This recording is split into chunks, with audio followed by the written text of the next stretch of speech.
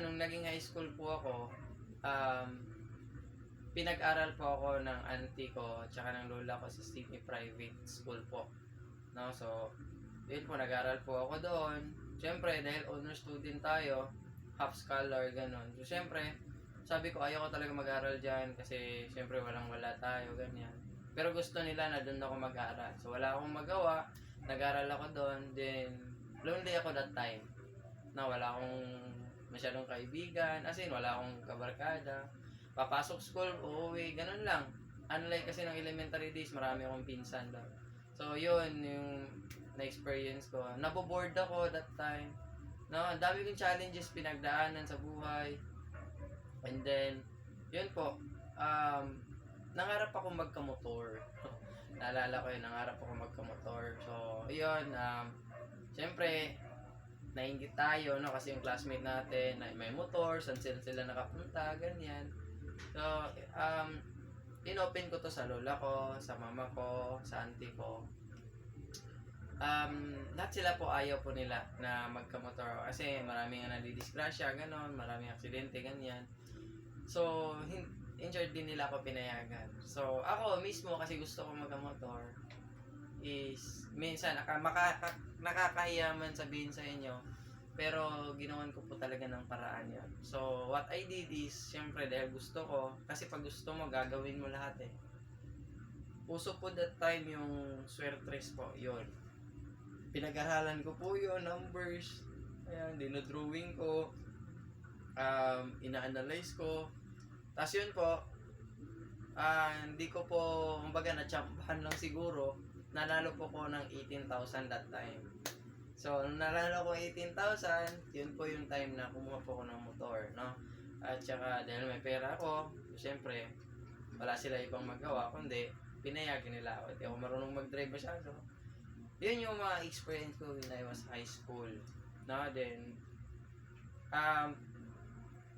when I was senior high school, doon na nagbago yung, nagbago yung pananaw ko sa buhay. Nung meron akong classmate na inaya ako na sabi niya, punta tayo ng mall, gano'n. Tapos, ayun, pagdating namin doon, sabi ko, pupunta tayo dyan. Ba't tayo umakyat dito sa second floor? So, dinala nila ako sa opisina. No? So, nung dinala na ako sa opisina, so, sabi ko, anong gagawin dito? Sabi na, magkakape lang tayo dito. So, magkakape kami, tapos, ayun, after a few minutes, may orientation na ganyan. So, syempre, ako, wala akong magawa, hindi makinig lang. No, hindi tayo makakalabas kasi, syempre, nirespeto natin yung tao na dala sa atin, no, na yun, tinapos ko talaga yung orientation. For that time, wala akong naintindihan, as in, wala talaga. For how many times din ako nag-attend ng orientation? Paulit-ulit, pabalik-balik, kasi nagustuhan ko lang yung product nila, sobrang bango kasi, yung tipong papabalik-balikin ka talaga, no, kasi libre lang naman, wala namang bayad. Yan, bumalik-balik ako, until such time, naintindihan ko yung ino-orient. Yan. So, doon po nagbago yung pananaw ko sa buhay na pwede pala. Kasi before kasi, when I was young, na nasa bukid lang ako, ang pangarap lang talaga doon is makapagtapos ka ng high school. Pag nakatapos ka ng high school is magtatrabaho ka. Din yung target ng mga nasa probinsya kasi is magtrabaho sa mall. Yan po yung mindset talaga. After ng high school, trabaho sa mall or magpo-proceed ng college. So, pag walang pang college, ang gagawin, pupunta ng mall. So, yun yung mindset before. And then, yun, no? Pag nakapagtrabaho na, makakapag-ipon na, makakabili ng mga ganyan, ganito. So, yun yung mindset before. Then, nung na-orient ako sa ganon is, biglang nagbago. Kasi nagbago talaga lahat, no? Nung nagbago na yung mindset ko, nagbago na yung pananaw ko na pwede pala talaga. Kasi before, pangarap namin motor lang, no? Pangarap namin bike lang.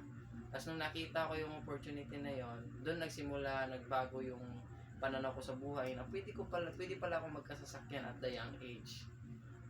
So, yun, that time, nag-start ako, no? Tapos, sabi nga nila, pag gustong-gusto mo talaga, magagawan mo ng paraan. That time, I have a dilemma, no? Wala po kasi akong pera that time. So, hindi ko makapag-start ng business, ganyan. So, pero yun nga, if gusto mo talaga, magagawan mo ng paraan eh. Mag-iisip ka, yung utak mo, hindi titigil yan sa kakaisip. Ano kayo yung pwede kong gawin? Ano kayo yung kailangan kong gawin? No? So, yun, doon nakafocus na yung mind ko. And until such time, nakasali ko sa negosyo na yun. Almost 2 years din po ako doon. Ang kinita ko lang po is 1,800 pesos. Yun lang po yung kinita ko, no? Then, yun, dumaan yung pandemic. Yun yung nangyari. At after that time po is may nakita po kong kumpanya po.